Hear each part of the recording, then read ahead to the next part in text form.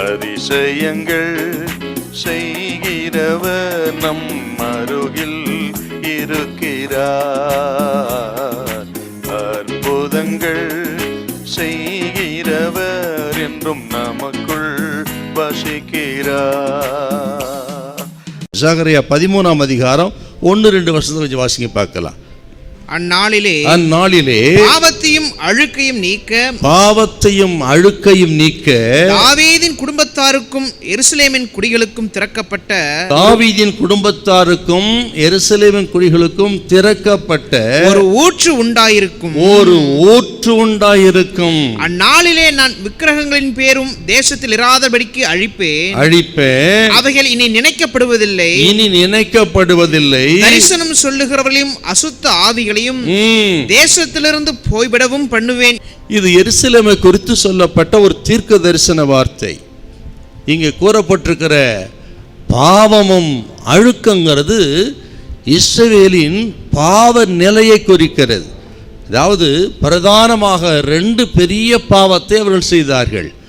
ஒன்று விக்கிரகாராதனை, இன்னொன்று கள்ள தீர்க்க தரிசனம், கள்ள ஊழியர்கள். ஆக இந்த 2 பாவமும் தேவனை விட்டு விலக செய்கிற பொல்லாதவைகள். இப்படிப்பட்ட இந்த பாவ அழுக்கை நான் நீக்கப் போகிறேன் என்று ஆண்டவர் தீர்க்க தரிசனமாய் பேசுகிறார்.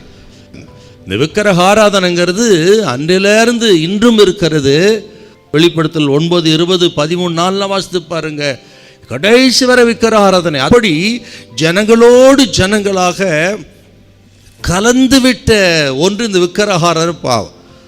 ஆக சில பாவங்கள் ஜனங்களை விட்டு நீங்காதபடிக்கு ஜனங்களோடு கூட ஆழமாய் பதிந்திருக்கிறது போல, சிறுபிராயத்திலிருந்து சில பாவங்கள் தொடர்ந்து வருகிறது போல இந்த இஸ்ரவேல் ஜனத்தில் அப்படிப்பட்ட பாவம் ஆக அவர்களை விட்டு நீங்காதபடி இருக்கிறது. கர்த்தர் சொல்ற அந்த பாவத்தை நான், அந்த பாவ அழுக்கை உங்களை விட்டு நான் விலக்கப் போகிறேன். இது கேட்கிற அருமையான கர்த்தருடைய பிள்ளைகளே, ஆண்டாண்டு காலமாக உங்களை விட்டு விலகாதிருக்கிற ஒரு பாவம், சிறுபிராய் முதற்கொண்டு உங்களை ஆட்டி படைக்கிற ஒரு பாவம், விட நினைத்தாலும் முடியாதபடிக்கு தவிக்கிற ஒரு பாவம், அப்படிப்பட்ட பாவத்தில் இருந்து உங்களை விடுதலையாக்குவேன் என்று இந்த நாளில் ஆண்டவர் சொல்லுகிறார். பயப்படாதிருங்கள். உங்களால் விட முடியாது சில பாவங்களை. எவ்வளவோ முயற்சி செய்தாலும் சரி, 1 வாரம் 2 வாரம் 1 மாதம் மறுபடியும் அதில் விடத்தான் செய்வீங்க. ஆக சில பாவங்களை விட உங்களுக்கு பலன் இல்லை. அதே நேரத்தில் ஆண்டவரை சார்ந்து கொள்ளும் பொழுது, அவரை நம்பும் பொழுது எப்பேற்பட்ட பாவத்திலிருந்து விடுதலையாக்க கர்த்தர் வல்லவராயிருக்கிறார். ஹல்லேலூயா, ஹல்லேலூயா.